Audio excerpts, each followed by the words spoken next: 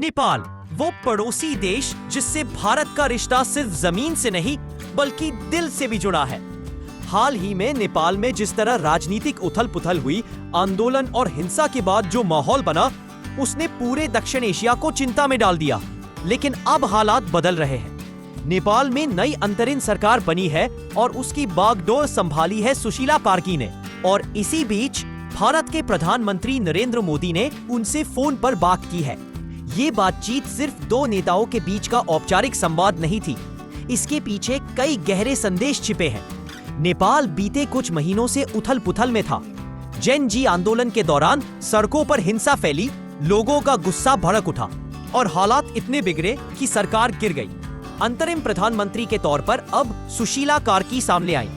वो एक जानी मानी जज रह चुकी है और ईमानदारी की छवि के लिए जानी जाती है। लेकिन जब कोई देश इस तरह के अस्थिर दौर से गुजर रहा हो, तब सिर्फ आंतरिक ताकत काफी नहीं होती। पड़ोसियों का समर्थन, विशेषकर भारत जैसा बड़ा पड़ोसी, बहुत मायने रखता है। प्रधानमंत्री मोदी ने नेपाल की अंतरिम प्रधानमंत्री से फोन पर बातचीत की। उन्होंने दुखद घटनाओं में हुई जनहानि पर शोक व्यक्त किया। मोदी ने साफ संदेश दिया, भारत नेपाल के साथ है, शांति और स्थिरता बहाल करने में पूरा समर्थन देगा। इस बातचीत में दो बातें अहम थी। एक, मोदी ने नेपाल की जनता को उनके राष्ट्रीय दिवस की बधाई दी। दो, उन्होंने भरोसा दिलाया कि भारत नेपाल के लोकतांत्रिक और स्थिर भविष्य का साथी बना रहेगा। ये शब्द सिर्फ औपचारिकताएं नहीं थे, ये भारत की रणनीति और पड़ोसी धर्म का हिस्सा है।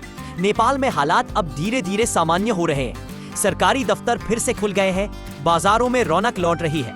लोगों में एक उम्मीद है कि अब शायद राजनीतिक स्थिरता का नया अध्याय शुरू होगा। हालांकि चुनौतियां अभी भी कम नहीं है।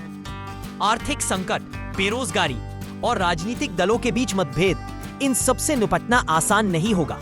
लेकिन अगर भारत जैसे पड़ोसी का मजबूत सहयोग मिले तो रास्ता आसान जरूर हो सकता है। दोस्तों, एक बात साफ है, जब भी नेपाल डगमगाया है, भारत ने उसका हाथ थामा है। और इस बार भी वही कहानी दोहराई जा रही है।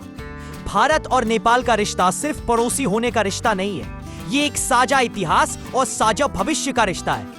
यही पूरी कहानी है मोदी और सुशीला कार्की की उस बातचीत की, जिसने नेपाल में स्थिरता की उम्मीद जगाई है और भारत नेपाल संबंधों को नई ताकत दी है।